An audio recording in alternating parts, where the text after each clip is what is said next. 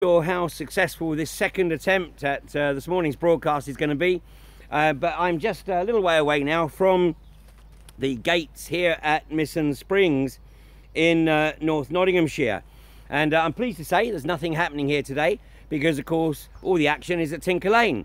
Now iGas could of course continue to work here, but you know, just consider the possibility that maybe after continuing to work beyond the end of January, because they had got permission from the local authority to breach clause 21, which should have prevented them from working until the end of the bird breeding season, and particularly the long-eared owl, which is resident in the site of special scientific interest which adjoins the well site here. And maybe they just considered that it would be a massive PR own goal, not that would normally stop them, but that it might be better to actually stop work here and focus their efforts at Tinker Lane. Well, of course, Tinker Lane was brought to a halt on Monday when our surfer mounted the first truck to arrive. Funnily enough, since then there has been a police escort for all of the vehicles coming in. But he stayed on the truck all day from about 8:45 until coming down at around about 5 o'clock or so. And unfortunately, he spent 2 nights in police custody, primarily because he refused to accept the bail conditions which the police attempted to impose upon him. And those bail conditions actually would have meant that he went or to the Missing Springs well site. So that was a really good call on his part. So anyway, I just want to today to take a look at some of the blag which the industry puts out, and the title of today's video will be "Head and Food on the Table." Then what you interpret as their apathy is in fact their disgust. But more and more people are looking to find ways in which to get involved, because they realise that if they don't, then you, and of course your predecessor in particular, David Cameron, have put this country on a path of total decimation. I mean, you're in the process of disintegrating all of the basic civic services, pushing more and more people into poverty, or at least onto the breadline. And you know, the vast majority of people in this country are literally just 2 or 3 salary checks away from being on the brink of homelessness. So I hope you're really, really proud of yourself, Theresa. The bottom line is, of course, you have no clue how to get out of it, because you're little more than an actress in an Ariel soap powder TV advert.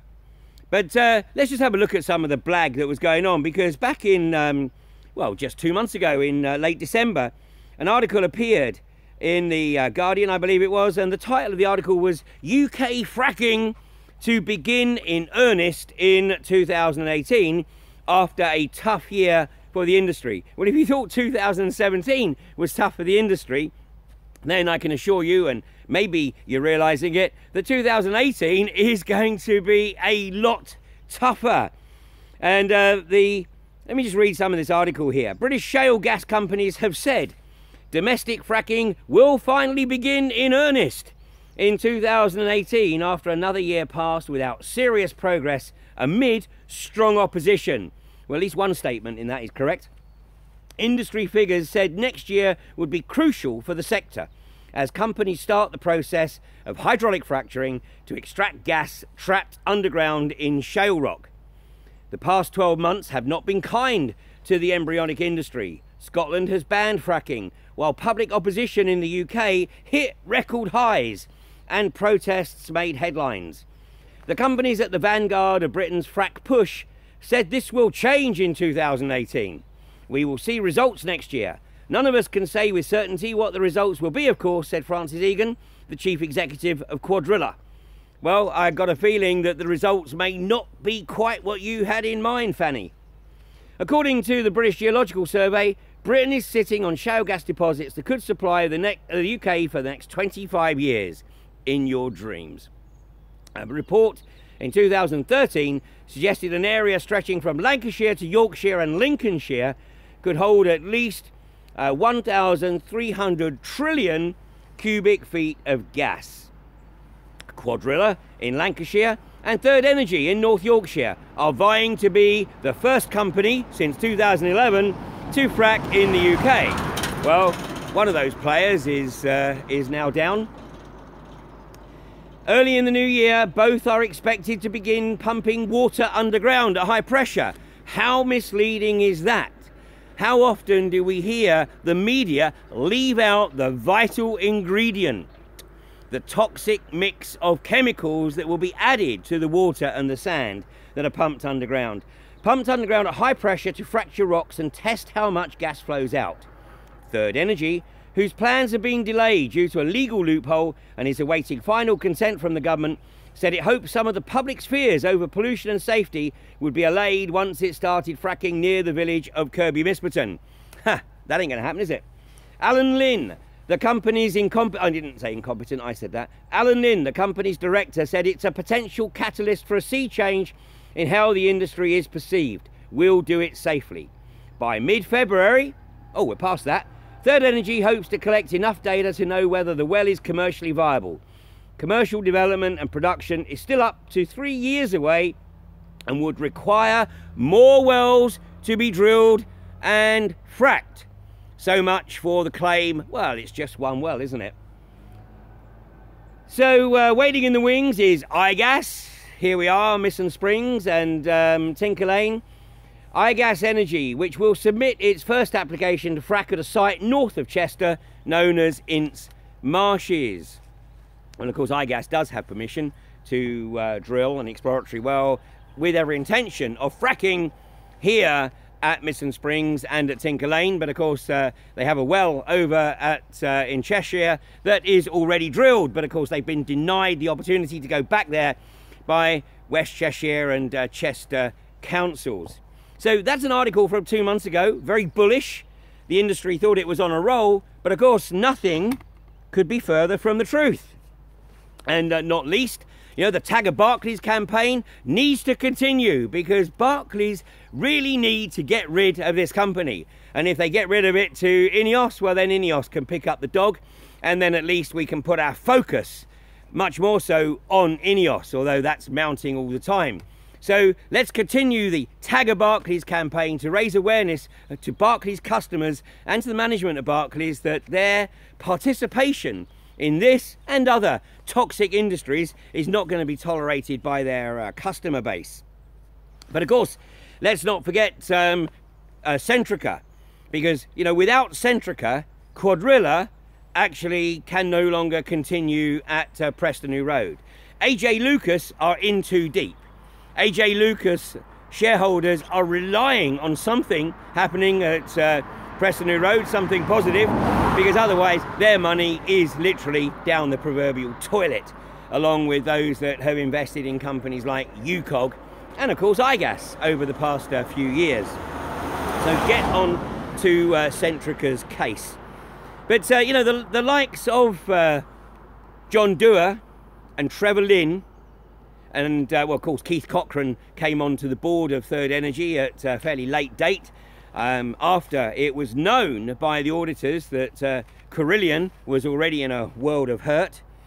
But and of course they added Jitesh Gadhia, who is a Tory peer and, funnily enough, a party donor, also in the hope that they could blag their way into getting permission to start the frack operation at Kirkby Misperton.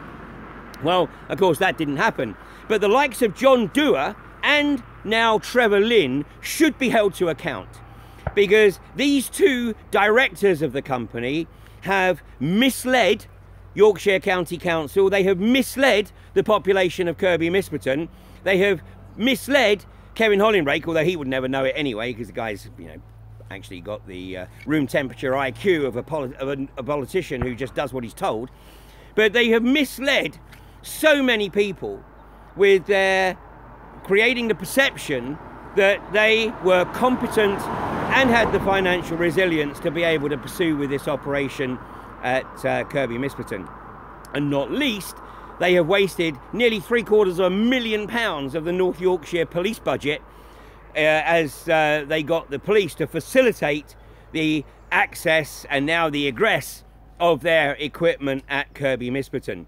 And you know, the message needs to go to the directors, not just of these companies, but any companies, is that we know they operate without a social conscience. We know that. We know they are fundamental sociopaths. But they need to at least understand that there will be financial consequences, personal financial consequences, when it is ultimately proven that they have either operated with massive incompetence or they have operated and deliberately misled their shareholders or their stakeholders, the communities, the local authorities, and of course the police. But no doubt the British government will just want to sort of put this down to experience. Well, you know, maybe Frack-Free Rydale should start to, or maybe want to consider, actually focusing some attention on bringing these people to account. Because if they're allowed to get off scot-free, well, it just sends the message down to the other companies that, you know, well, it doesn't matter if we mess up at the end of the day. It doesn't matter if it all goes belly up, because we'll just walk away and leave somebody else to clear up the mess. And, you know, these guys are extremely well compensated for managing these cowboy outfits. I mean, John Blamires, who actually resigned as a director of iGas in the middle of last year, but his compensation is reportedly in excess of £300,000. And £280,000 of that was in cash, and the other was pension contributions or some other form of compensation. In addition, of course, he has stock options. Now, at the moment, of course, they're not really worth the paper they're written on. But if they can do a David Lenegas and sort of blag them up a couple of points, then, of course, he gets the opportunity to make out like a bandit on those stock options. So, you know, these guys are effectively very well rewarded for selling their soul, for suppressing all normal human consciousness.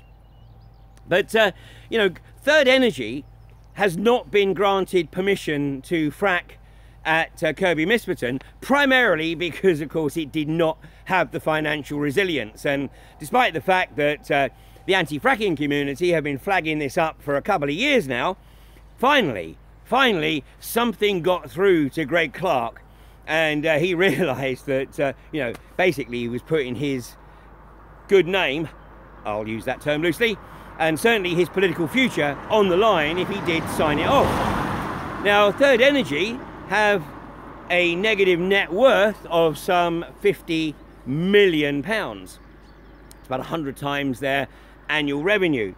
Well, iGas Energy, according to their last accounts, has a negative net worth of minus 46.7 million. So iGas are in a very similar situation. I mean, there's some differences, perhaps, you know, the minutiae, but fundamentally they're in the same position, and if it all goes belly up, they just walk away. And yet here they are starting operations at Misson Springs and Tinker Lane. So surely this test of financial resilience should be done up front, because if it's not, then there is the risk of them wasting a lot more in terms of police resources, local authority resources, and of course causing the communities around here significant grief. There's a lady just up the road here who shared with us the other day that she had a buyer for her house, but it fell through as soon as they found out that iGas were just down the road and intending to frack this well site. And as you see anywhere where there is a potential frack site, the number of for sale signs is way beyond what you would expect to see normally. So, you know, it's up to obviously those communities that have iGas in their midst to get the focus on iGas finances and get them to demonstrate that they have the resilience which Third Energy were proven not to have had. Get the bonds paid where bonds have been requested. And even then, in most cases, the bonds are not even going to be enough to do the basic reparation, let alone deal with any significant damage that these companies leave behind them. So, You know, we are in a very, very interesting time. Something seems to be changing. And, you know, whereas at the end of last year, the industry and the government were at least pretending to be bullish about 2018, actually, I feel more confident now about all this coming to an end in 2018 than I did a year ago. But we have a lot of work to do. I mean, that is not in any way an indicator to sit back. Actually, we need to do more. Because, you know, if we're on a roll, we just got to make sure that this is rammed home. That the British government understands that no community is going to roll over. No community is just going to be apathetic and just say, oh, but what can you do? Because the community up in North Yorkshire, at Kirkby Misperton, Frack Free Rydale, and all of the people that have supported the community in North Yorkshire have successfully shut down Barclays Bank, trading as Third Energy's intent to frack at Kirkby Misperton. And whilst that may not be home and dry, the community there can at least breathe easy, literally and metaphorically, for at least probably the rest of the year. And even if somebody else like INEOS picks up Third Energy, the community will make sure that INEOS have to start the process all over again. And then, of course, you know, the anti-fracking community can do what it does best and really hone in on INEOS.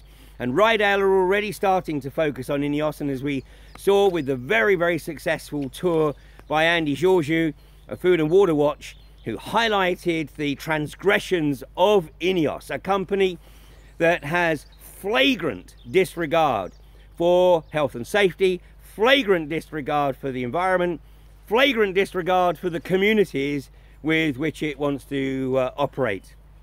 But, you know, the anti-fracking community is very, very successful in many, many respects. The number of people that the anti-fracking community have run off from their highly paid positions is, the list is growing. I mean, look at Lord John Brown. Lord John Brown, the original driver behind this industry, telling David Cameron and George Osborne that this was the next generation of hydrocarbons and they should throw their lot into unconventional gas exploitation. Well, he was not only David Cameron's special advisor on oil and gas, of course, he was also the chairman of Quadrilla, a position that he has now relinquished, realising, of course, that, you know, basically it's a sinking ship. So he's gone. But then from within the companies, Andrew Austin of iGas, some dodgy trade dealings may have accelerated his departure, or certainly some dodgy borrowing to acquire some stock. But nonetheless, he's gone.